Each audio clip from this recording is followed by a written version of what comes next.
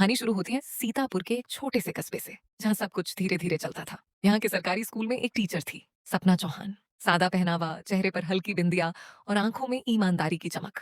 हर सुबह वो अपनी पुरानी स्कूटी से स्कूल पहुंचती, बच्चों को पढ़ाती और फिर फाइलों के ढेर के बीच किसी नई परेशानी से भिड़ जाती। सपना को हमेशा लगता था, अगर शिक्षा सच में बदलनी है तो सिस्टम को बदलना होगा। एक दिन उसे पता चला कि स्कूल के बच्चों के लिए जो किताबें और यूनिफॉर्म आई थीं, वो कभी पहुंची ही नहीं। सरकारी रिकॉर्ड में सब वितरित दिखाया गया था। सपना का दिल जल उठा। उसने कहा, अगर बच्चों को उनका हक ट्रस्ट नहीं मिलेगा तो पढ़ाने का क्या मतलब।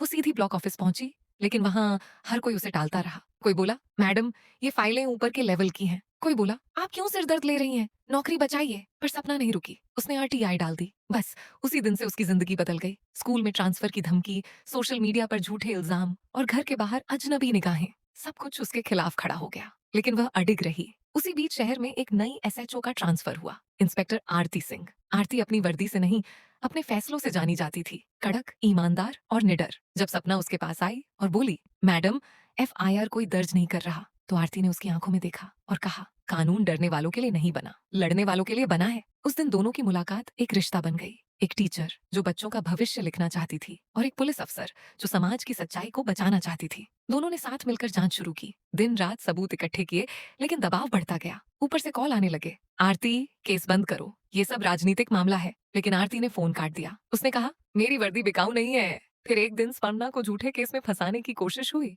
घूस लेने का आरोप। सपना की आंखों में आंसू थे, पर दिल में हिम्मत और भरोसा था। आरती उसके घर पहुंची और बोली, डरो मत सपना, ये लड़ाई अब मेरी भी है। दोनों ने गुप्त रूप से जांच जारी रखी।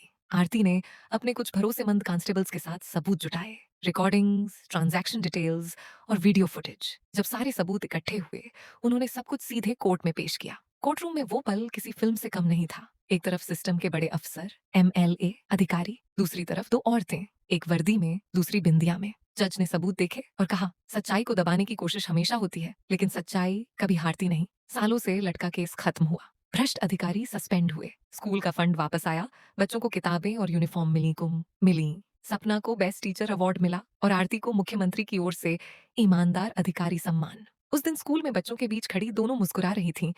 सपना ने आरती की ओर देखा और कहा, शायद फर्क सिर्फ वर्दी और बिंदिया का है, लेकिन जज्बा एक ही है।